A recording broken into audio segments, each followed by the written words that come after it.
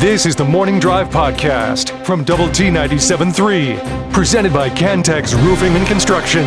I'm Mike Hebert, owner of Cantex Roofing and Construction. Every day is game day, and we'll get it right when it comes to your roofing, construction, windows, and mirrors. Call Cantex Roofing and Construction today. Together, we are one serving you.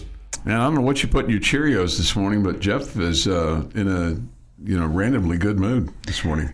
That really sounded like a Chuck Heinz song there at the beginning. Yeah, right. Just syllables thrown all over the place. Sure. Yeah. Right. Yeah. No. I think even you could learn a lot of words to that opening there. Oh man, that's a real challenge. This article makes me a little sad when I think about it. And we talked about this just a little bit yesterday, but Justin Verlander is going to retire at the end of the season, and so he is he's at 266 wins right now. And an article in The Athletic this morning says that may be it in terms of pitchers who get to 300 wins. In terms of somebody having a shot, that he's giving up the ghost on that for a career. Okay. It's not like he didn't give it a good run. Oh no, he gave it a great run. I mean, he's been pitching for a long time. Yeah.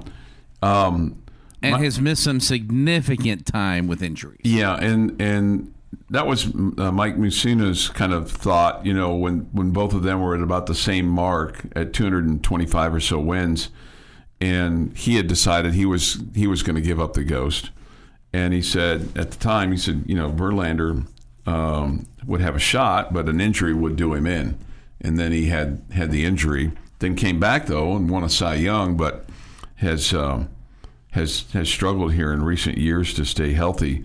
There's just 24 pitchers that have reached 300 wins, and I guess when I look at this list, I mean, there's a number of them that I never saw pitch or whatever, but then you get to guys like Greg Maddux and Roger Clemens and Steve Carlton and Meyer. I saw him pitch.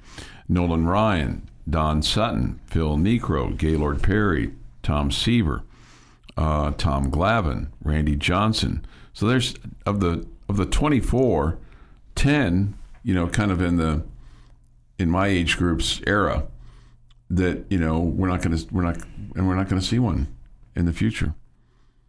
To me that's a little sad. Okay. I mean, it's a longevity kind of deal. And some of those guys they worked hard to get there at the end, especially for Randy Johnson and Tom Glavine, but they got there. It was a struggle at the end for Seaver and even Perry, but he had 314. Niekro, Phil had 318. Sutton had 324, as did Nolan Ryan. But even Nolan Ryan in his last year, blowing out his arm in Seattle, and then couldn't come back from that. So, but I don't know. Just I saw that and went, oh, that's too bad.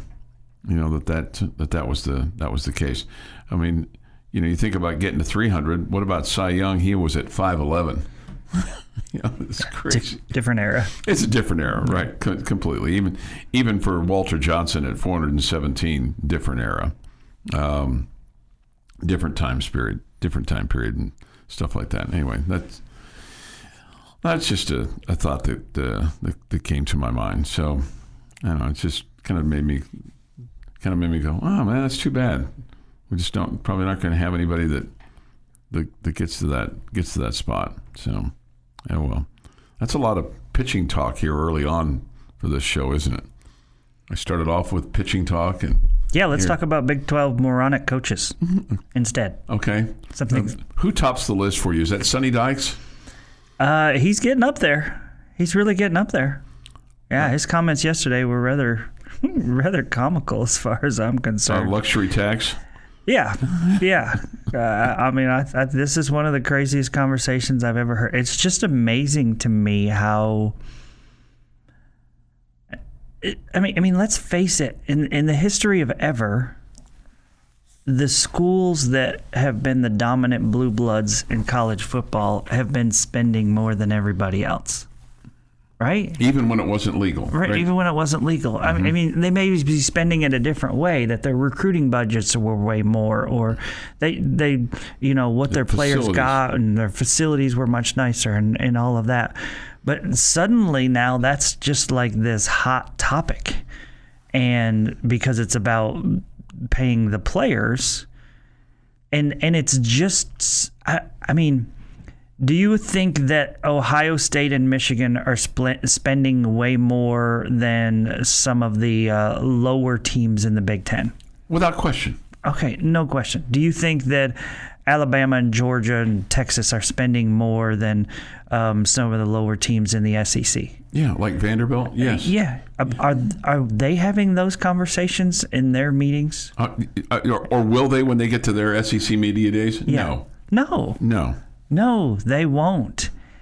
But there was a whole topic about how we got to change everything because Texas Tech is spending like those teams. Mm-hmm. It's almost as like these Big 12 coaches say, hey, you have to act like a Big 12 team, Texas Tech.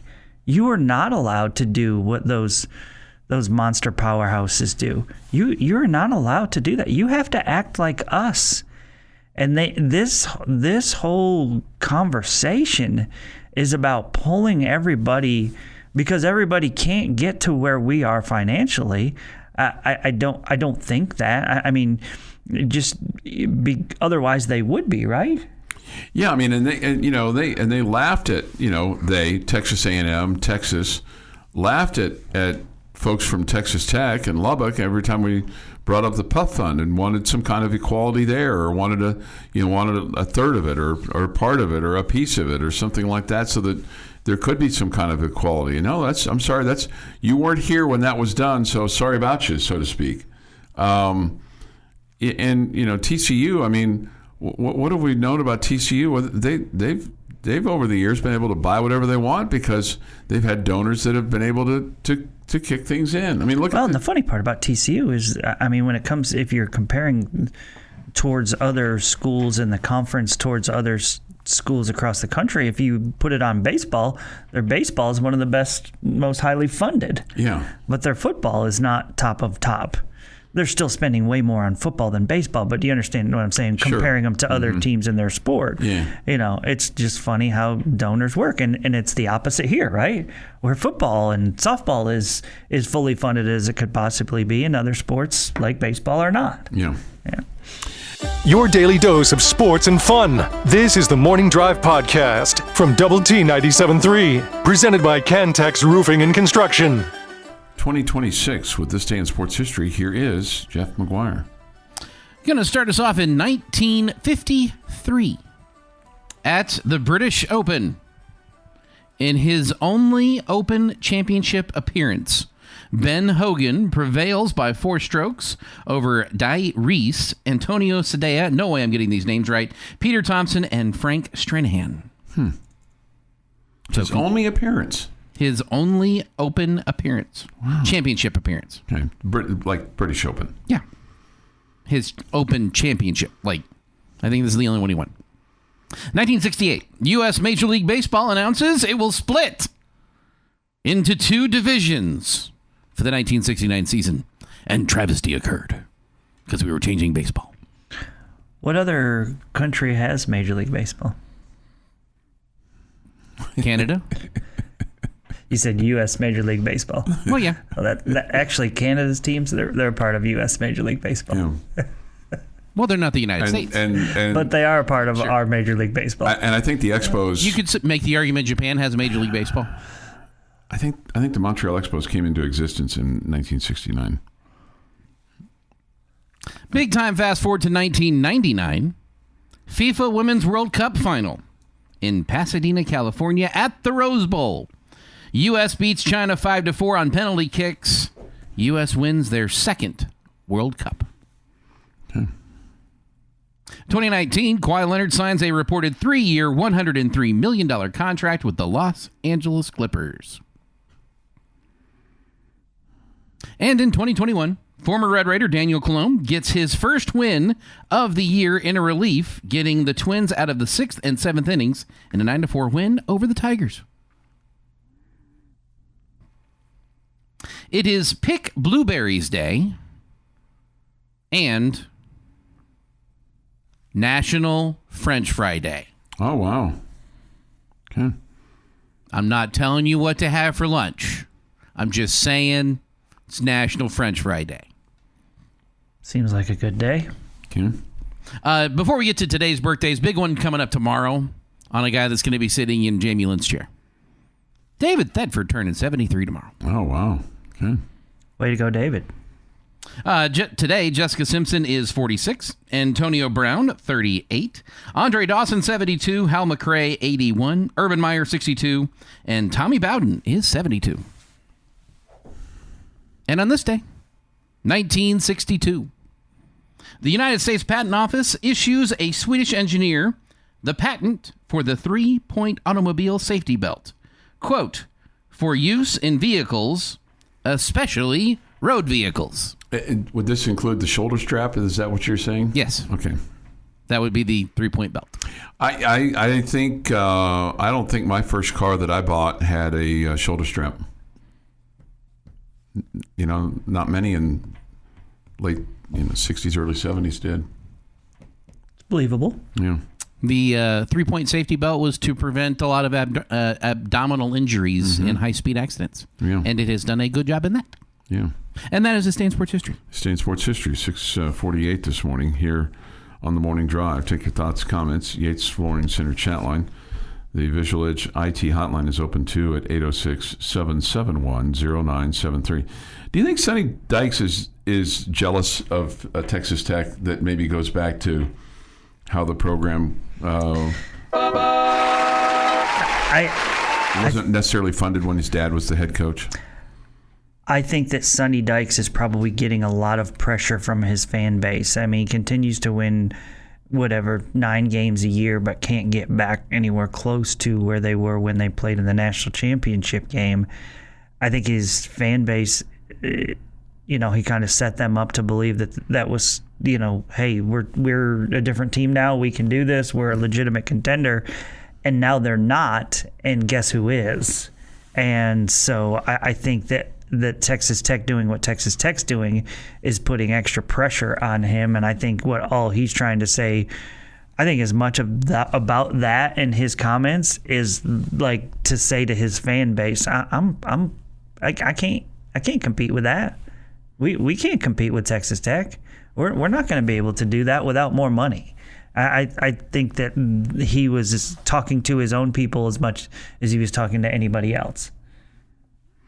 That hey, we don't have a chance to compete, and he said that in the article. Yeah, we can't get back anywhere close to getting back to playing in a national championship game where we are. I mean that must thrill his fan base to hear. It must, and and look, it was documented last year. Now, is it realistic? Is he telling the truth? Probably. It would be an incredible shock for TCU to get there, right? This year. Mm-hmm. Yeah. But, I mean, there were other teams that outspent Texas Tech last year that didn't make the college football playoffs. And he wants their money, too. Right, but we understand it gives you the odds are much better for you. Sure. Right? I mean, right. Just like the Dodgers spending like they're spending is not guaranteeing them championships. Right. But it sure makes the margin for error a lot bigger. Absolutely. But, I mean, this whole, it was just laughable to hear him talk about a luxury tax, Yeah, that's the craziest thing. Just laughable. Ever. And he threw out Texas when he was talking about it. But I mean, it's just crazy to think that the fan base of Texas. Mm-hmm. I mean, his quote. If Texas wants to spend $50 million, pay $75 million and give $25 million to Iowa State and Kansas State. Like again, Sonny, you understand the money comes from their boosters, right? Right. Yeah. Okay, so the boosters of Texas are going to pay money to Iowa State and Kansas State to make them better? Mm-hmm. That's just the dumbest thing ever. It's not Major League Baseball where it's all one, pot that they're working with in many regards, and as far as the league as a whole. And that's part of the problem when it comes to college football, is there's no sense of, hey, everything should be equal. Yeah, it's just different in college. You can't do that. You can't make the Texas boosters pay for Kansas State's football team. No. It's just so dumb. And the crazy part about it is, Chuck, he felt comfortable enough to say something like this in front of like his colleagues, because his colleagues are all like, we got to do anything we can to keep Texas Tech from being able to spend way more than us. That's really what this whole thing was about. Yeah, which is, I mean, Dave Aranda suggesting that when the College Football Playoff Committee takes into account who should be the 12, he's suggesting that, well, if Auburn and Baylor are the two that he's deciding between, and I'm just picking those two teams because they're playing at the beginning of the year. If they're deciding between the 12 team, he's basically saying if Auburn's working on a $30 million budget and Baylor's working on a $15 million budget, they should pick Baylor because they're doing more with less. That's the dumbest thing ever. That makes no sense. No, actually, I think what Dyke said is the dumbest thing ever, but this may be second. Okay, it's right. Okay, it's right there. Yeah. I mean, you people are just pulling stuff out of your backside. And again, it's all about, we got to stop Texas Tech from spending so much more than the rest of us. Yeah. That's what this is all about. It's just crazy.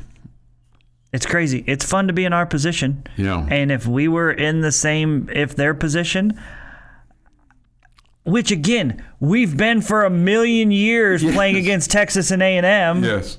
Okay, but at no point did anybody have the guts to speak out loud as far as like, well, I don't know, I guess kind of what you're talking about with the Puff Fund, but like, they should have to pay to get our players too, yeah. Well, I mean, what are you people coming up with? Your daily dose of sports and fun. This is the Morning Drive Podcast from Double T 97.3, presented by Cantex Roofing and Construction. I'm not going to say no. Okay. I'm not planning on it, but, If one popped across your screen, you may... Sword in the Stone, as an example, may pop in the DVD player. Yes, that could happen. It's not planned, but... Jungle Book, maybe? I don't own the Jungle Book, oddly enough. Okay.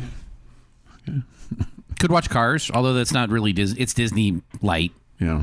Pinocchio? Pixar. Would you watch Pinocchio? Pinocchio, not one of my favorites. Peter Pan? Maybe. Jamie, do you have any old... Disney DVDs that you have a desire to see, Cinderella or anything like that? I do not have any Disney DVDs. Okay. No. Or VHSs. Or VHSs left over from when the girls were young. Okay. Those could be worth some money, though. In the big white boxes. The big white boxes. The boxes are massive. Yeah, they are massive. Man, they would take up so much They were space. massive then. Yeah, so much space. All right, so Texas Tech announced its 2026 Athletics Hall of Fame inductees yesterday, those to be inducted. It's really a very impressive list. And I guess the other thing when you think about it is, at least when I started hearing all these names, like, God, I kind of feel older now because when I think of people getting into a Hall of Fame, that's like a pinnacle of a career, right? And you think of them being, not that they all have to be older, but they generally are a little bit older. But, even Joe Filani, he's not played here in 20 years. That's shocking to me to think that, that Filani was here from 2003 to 2006 and that 20 years is just, it's just gone by like that. Yeah, I mean, a guy that it feels like, just yesterday was out there catching passes and making plays for us in the Insight Bowl and all that good stuff. So, yeah, it goes by quickly. And we'll get to Eric Gutierrez, but the guy that surprised me that he was not in the Texas Tech Athletic Hall of Fame, and look, you can't get everybody in, but I was kind of surprised that Rayford Young hadn't been in yet. I mean, he had a great career. the basketball was pretty good. It's not kind of where you are today, but I mean, he was all Big 12 3 times. He had over 1,500 points, 400 assists, 173 steals. He's fourth in program history in steals and assists. He was a terrific player. And so that was like, oh, wow, didn't realize that he wasn't in yet, right? Yeah, immediate impact guy, even as a freshman, was a really good player for you. So just continued to, have big moments. Had that huge game against Kansas. I mean, just, really fun dude and a great player. The induction that will come up this fall for Eric Gutierrez, is he like the first of your era of doing games that's made it to the Hall of Fame? Correct. Yeah. Correct. And deservedly so, right? I mean, he would be the guy, like, from when you started doing the games, he would be probably the first guy that you would have thought that would have gotten into the Tech Hall of Fame. Yeah. And I wouldn't guess there'd be too many more as far as the baseball guys during that era, from that era. I mean, they're great Mm-hmm. players, but it was kind of at a different level, right? I mean, I wouldn't be shocked if Josh Young made it in, but Goot was, I mean, he was the leader, no question. I would be shocked if Stephen Gingrey and Davis Martin didn't make it as well. Eventually, I would be shocked if Grant Little didn't make it. Shocked? Yeah. For the Texas Tech Hall of Fame, yes. I think Davis and Gingrey have a shot. I wouldn't guess Grant Little, who only played 2 seasons at Texas Tech, is going to be in. Well, it's voted on by the players. And the ones that are nominated and the cheered for and we remember and all those things, that's how Grant was a terrific player. Yeah. I mean, great player. And there's one of the things that they were talking about yesterday in the press conference was that, this is completely player driven. The player, every player at Texas Tech throughout history has a vote in this, and it's who they're voting for is who gets in. And yeah, I that's why I would put Little in that category. Well, did you put him in front of Josh Young? No, well, you mentioned Josh. Oh, okay. Well, the other thing that you have to remember is there's more than just baseball players that vote for this thing too. I mean, everybody's going to have their people that they want to get in. It's hard to get in. I mean, look at Rayford Young. I mean, he's probably the oldest of those that are going in, but it's been 30 years since he's played here. Yeah, as a freshman, I should say. Mm-hmm. So it was, and it's nice to see a guy like Louis Vasquez get honored as well. I mean, he was part of those really good offensive lines, for Texas Tech. Feels like well-deserving 3-time All Big 12 selection. Yeah. And then you start looking at some of the other names on this list. Jillian Hinkle. Hinkle. I'm sorry. I don't want to say Hickle. Jillian Hinkle, who played for Coach Stone from 11 to 14, and then she was a fantastic player. Yeah. And Bradley Adkins, a high jumper, and you kind of he was the start of that, like, high jumper here, Yeah, competed in the Olympics. Yeah. And then, I certainly don't want to leave out who was the other one? Hannah Carson. Hannah Carson, thank you. Also track and field. Yeah, also track and field, right. Through the javelin, runner-up in both 2015 and 2016. She went 200 feet 9 inches, and her final throw is a Red Raider. So that's 2/3 of a football field. Okay, when you start thinking about it, that's 69, almost 70 yards. 70 yards would be 210 feet, but still 200 feet that's a heck of a heave. This is the Morning Drive Podcast from Double T 97.3, presented by Cantex Roofing and Construction. Jamie's question of the day on Double T 97.3 is brought to you by Connecticut of West Texas. Okay, gentlemen, I'll ask you 2 questions today. I want you to rank the top 3 quarterbacks in the Big 12 Conference. And I want you to tell me where you think, if he's not in the top 3, where you think Will Hammond should land in your ranking of 16. If you just want to give a general area for Will, it's up to you. Okay.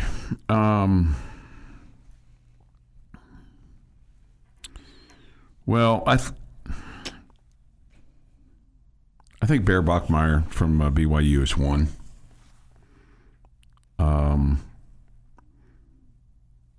I think Avery Johnson is going to have a resurgence under Colin Klein. I think Colin Klein is going to make him into the quarterback that they really want him to be at K-State. And I think Drew Mestamaker from Oklahoma State will have a big impact because he knows Eric Morris's offense. He knows what Eric Morris wants to do. He's got a lot of his playmakers around him. If he can get protection up front. Pretty much all of them. Pretty much all of them. Yeah, pretty much all of them. Where do I see Will Hammond? Middle of the pack going in, just because there's an unknown. So I'll say 6th, middle of the pack. Okay. I guess middle of the pack would have been 8, right? I just keep getting that wrong. I was gonna let it go, Chuck. I know, and I appreciate that. I appreciate that, but then I realized as soon as I said 6th, I realized that's not middle of the pack. So I'll stick with. That's the high end of the middle of the pack. You're fine. I'll stick with 6. Yeah. I mean, the pack is a big thing. Yeah. I've got Dampier 1, Brockmeyer 2, and I'm with Chuck that Messmaker from Oklahoma State is going to be number 3. It just where I've got Hammond as we start the season, somewhere around 10. And I only say that because he's not going to need the numbers that these other guys are going to need to put up. That doesn't mean he's incapable, but you're not going to be having to put up 60 points a game anymore. You're not happy putting up 45 points a game anymore. And with that kind of mentality, you're going to be running the ball a lot in some wins to kill the clock at the end. So his numbers are going to be limited that way to have him come down in the quote-unquote power rankings kind of thing. Okay. I'm drastically different than you guys. Shocker. Well, because you're smarter, so you're probably your list is probably better. I for one I'm swayed a little bit by veteran quarterbacks that I've seen and feel like they're really good quarterbacks within their current system. So number 1 on my list is Noah Fafita from Arizona. I think he's the best quarterback, all-around quarterback in the conference. Number 2 on my list, I'll take Bachmeier there. He may not be, necessarily the best skills, but I think he's a terrific leader, and he's a guy that just finds a way to get it done. And so I just think he's going to only get better. And number 3 on my list, I don't think he's just loaded with all the skills that NFL people are going to want, but Connor Wegman is 3rd on my list for Houston. A veteran who can throw, who can run, who's accurate, who understands how to read defenses, really smart guy. So I want to see Mestamaker be able to compete at this level. I think it's a different deal than what he was doing before. Mm-hmm. I think he's going to be good though, but I want to see that first. Devin Dampier, I think a lot of people are high on him. I'm not nearly as high as on him as others are.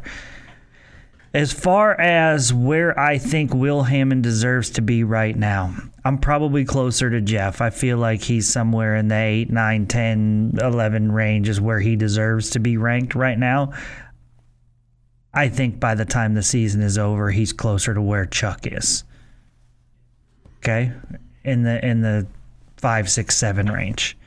But I think right now he deserves to be a step back. Yeah. We've got to see more consistency from him.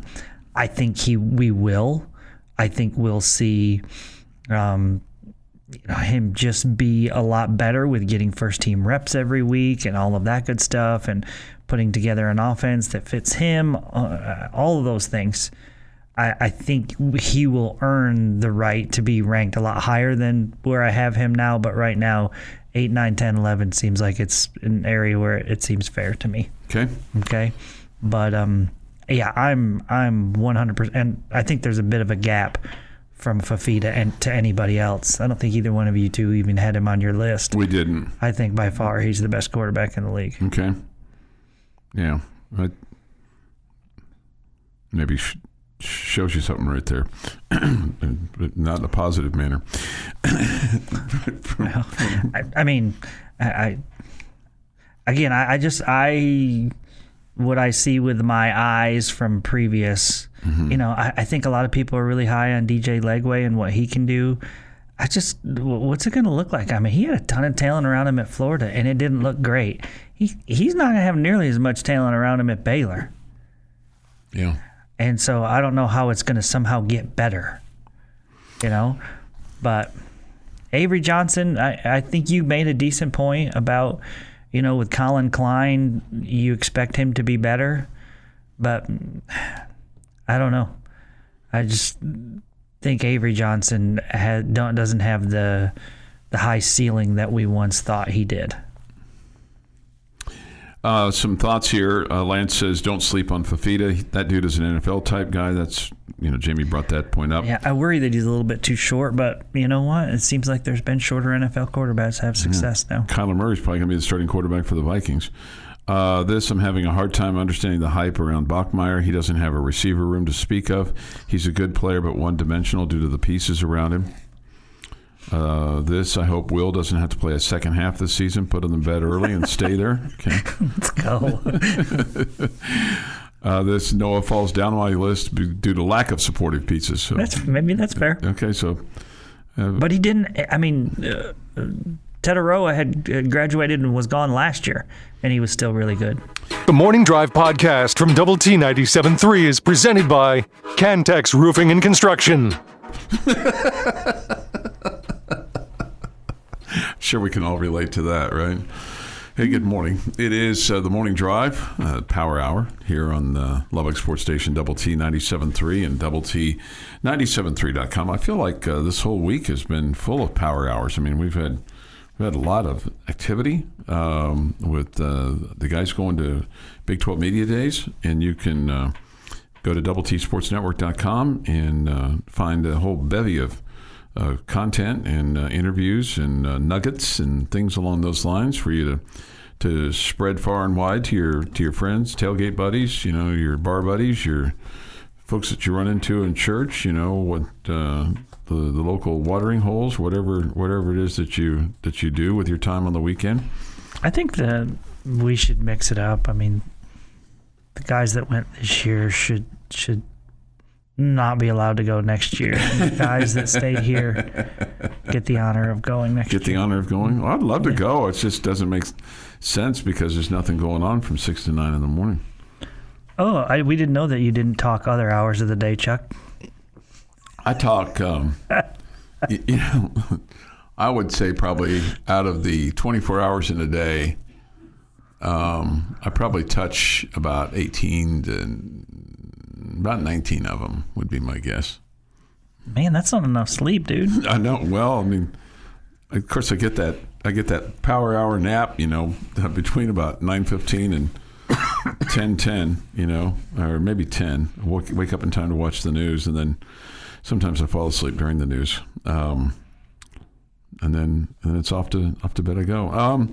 This question from the Yates Flooring Center chat line off the Double T 97.3 mobile app. Guys, do you believe Tech tampered with Brendan Sorsby? I'm not buying it. Well, let's define tampering. Did they talk to him directly? Probably not. Did they talk to his representatives or get a feeling just like everybody else was doing? Probably so, right? I would think so. I mean, does that make it illegal? I don't necessarily think so. No, it's not illegal. Yeah. You can talk to his representatives. Yeah. And his representatives can talk to him. Yeah. But you shouldn't be reaching out to them, to the actual player. Mm-hmm. That I think is a different level. But what do I think that Texas Tech did before the season was over? I sure do. And do I just assume that they did. And do I think others did too? And do I think others have done the same with our players? Absolutely. I mean, who's to say that Brendan Sorsby's people didn't reach out to us and others, right? That's true. That's true. You know, I mean, they could have made the phone call first. Said, absolutely. You know, Fair enough, hey, Chuck. Brendan's not going to go back to Cincinnati. He's looking for a home. Be taking a look at him over the last 4 to 5 weeks and see if he's somebody you'd be interested in, and we'd be interested in talking. Feels like that would be a smart move by the agent. Yeah, I mean, it's just it's what's done all the time. So I think Scott Satterfield was just trying to shift the attention. Hey, don't look over here. Look over here. You know.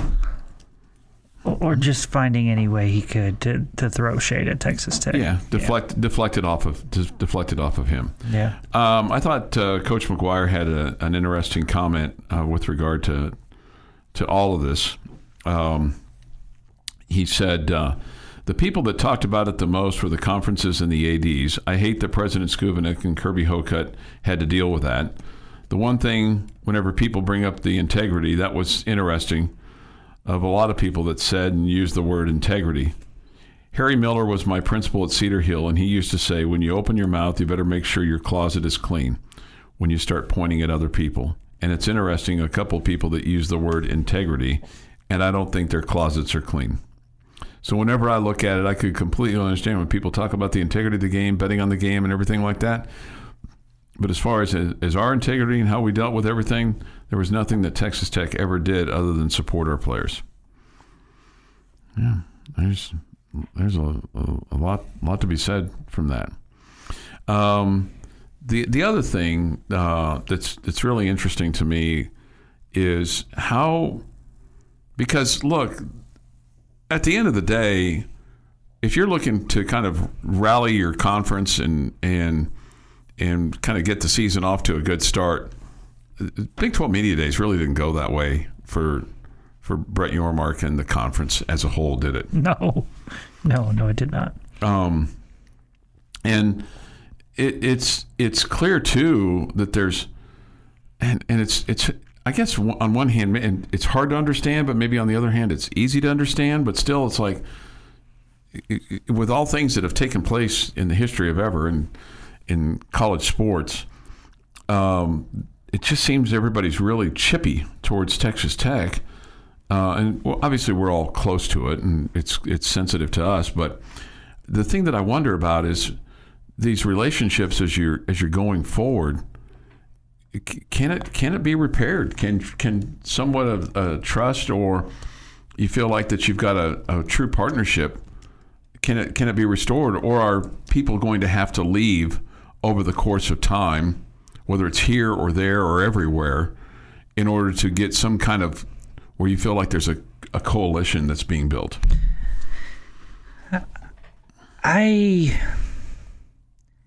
Have you ever had a coworker, Chuck, that you don't particularly care for, but you still are able to work side by side with them?